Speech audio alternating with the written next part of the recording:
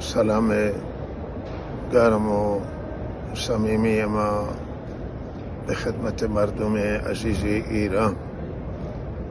مردم عزیز ایران از هر قومیتی و تباری هستند، دارای هر زبان و دارای هر مذهب و گرایش و حتی دین، از یک خانواده هستند و شما همه اعضای یک خانواده هستید، مردم عزیز ایران.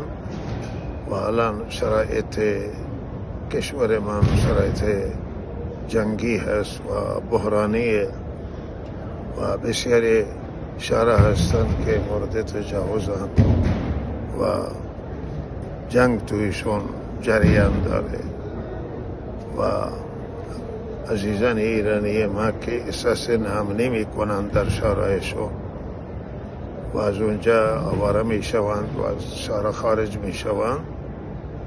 همه مردم ایران در این شرایط سخت به هر حال به یک دیگر رسیدگی کنند، به یک دیگر ترحم و مهربانی بکنند و یک دیگر را درک کنند و دریابند، مخصوصا شهرهای امنتر و استانهای امنتر که آنجا دورتر هست و از تیررس سه متجاوزان دورتر هست، امنتر.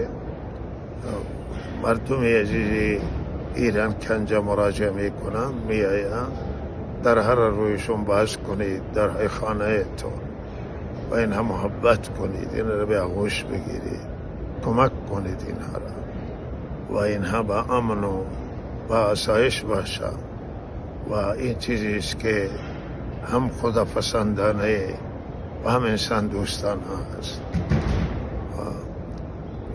ما امیدمون همینه. اینجا مسجد النبی هست، دربار خاتم النبیین رحمت للعالمین، دست به دعا هستیم که الله تعالی مشکلات حل بکنه و الله تعالی آینده روشن برای کشور ما بیارد و به رنجها و مصیبتها الله تعالی خاتمه بده، جنگار خاتمه بده الله تعالی و عاقبت ملت ما را، مردم عزیز ایران را به خیر بگردانه. توصیه منانه که این شرایط سختی که الان بر سر هست، همه باید به صبر توصیه میکنم همه را و همه را به توجه الله و تضرع و زاری به الله. الله دوست داره که در وقت خصوصا سختی و مصیبت بندگان او را فریاد بزنند و توکلشون را بر الله بکنند و صبر بکنند. مصیبت می آید و مصیبت می رود. السلام علیکم و رحمت